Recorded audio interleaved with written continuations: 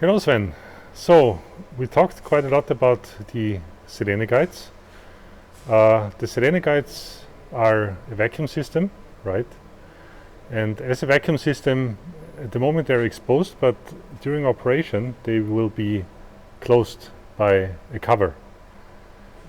Could you maybe explain a little bit what this cover should do, what its purpose will be, and what the features of this cover were defined to be during the design process? Yes, absolutely. So in general, we want to transport our neutrons within a vacuum tube, because then the neutrons are not scattering but just flying straight to our sample, and therefore that's the primary reason why we have a vacuum chamber. Now with our Selene guide, with this roughly 7 meter long carrier that we have here, and with our additional requirement to have the entire Selene guide system in vacuum, because we also want to thermally stabilize, something that you can look up in another video, we need to have a fairly large vacuum chamber. So in principle, for this vacuum chamber you have the base, which is basically a plate, and then you have a hull that comes on top of it. The hull in generally you can see on the other side of me. But we stay a little longer with the base. So we've chosen this overall design on having a base plate and then a large tank over it, because it would be very hard to put in this carrier into a tube from the side. The carrier in total is some 12-13 tons. That's not an easy lift. So that's one aspect. The other aspect is this carrier, this Selene guide, is a fairly complex system, and we expect that there will be reasons to maintain and work on this system during the lifetime of ESS. So it is also advantageous to be able to easily open up the vacuum hull around this system and to have access to work on this. Now, when we think about working on this system, of course it is still a fairly complex or labor intensive task to take the whole vacuum chamber away. Therefore, we made some features on the vacuum chamber. One of the features is basically based on the fact that we have those robots on both sides of the carrier.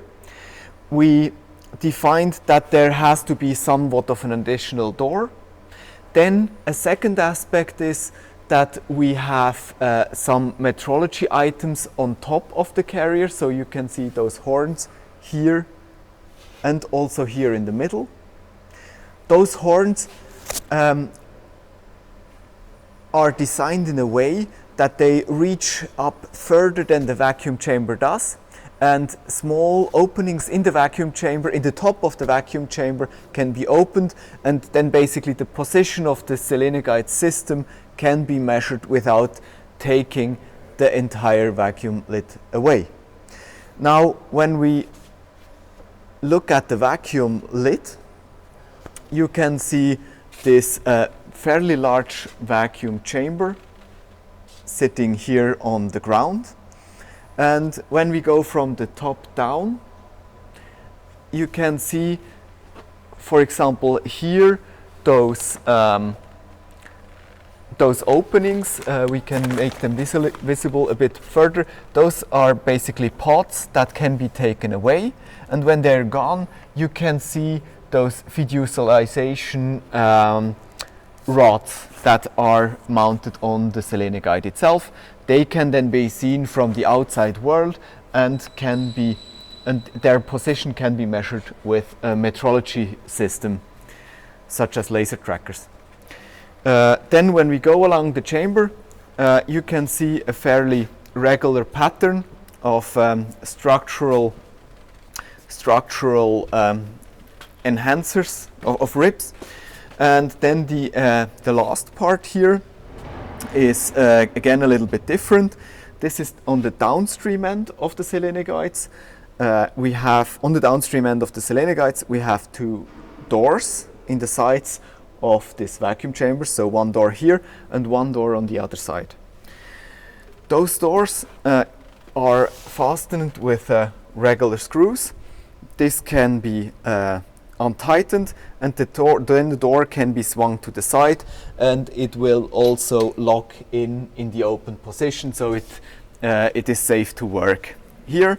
And then in those positions, maintenance work on the robots on each side of the Selene guides can be made. Now, when we go one step further down on the vacuum chamber, you might remember that we were looking at basically the floor of the vacuum chamber that we saw on the other side. Here we have the situation basically that such a large vacuum chamber has to be placed on the ground somehow if it is not on its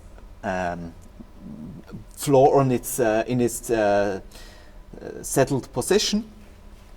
And of course, when we talk about vacuum chamber connection surfaces, then we also talk about sealing surfaces, which are surfaces which have to be manufactured very precisely with with little to no scratches, and also have to be very clean when we mount them.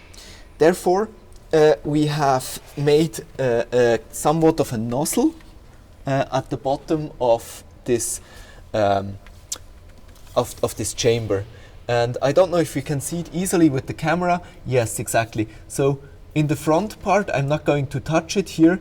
We have the vacuum sealing surface, and then in the back, I'm going to touch this.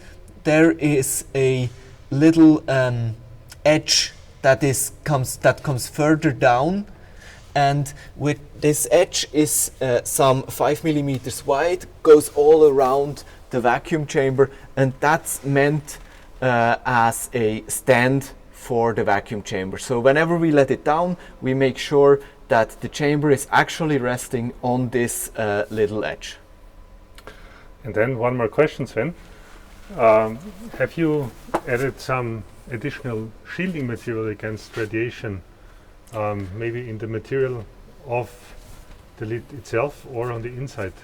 That's absolutely right. So, as we discussed before, we have temperature stability as one of the key factors for the operations of the Selene guide.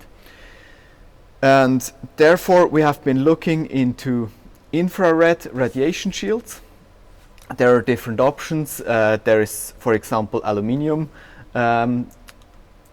foil in principle. One other option is to just use window glass, and that's what we ended up with. So we put window glass inside the entire chamber. We will add a picture about that in the video, and we will cut out this section. So we put in a window glass into the chamber, and this window glass serves the additional purpose that it is a composition that also has boron in it. Boron is a phenomenal neutron absorber, and basically this glass then serves a dual purpose: thermal shield and also neutron radiation shield. Perfect. Thanks a lot, Sven.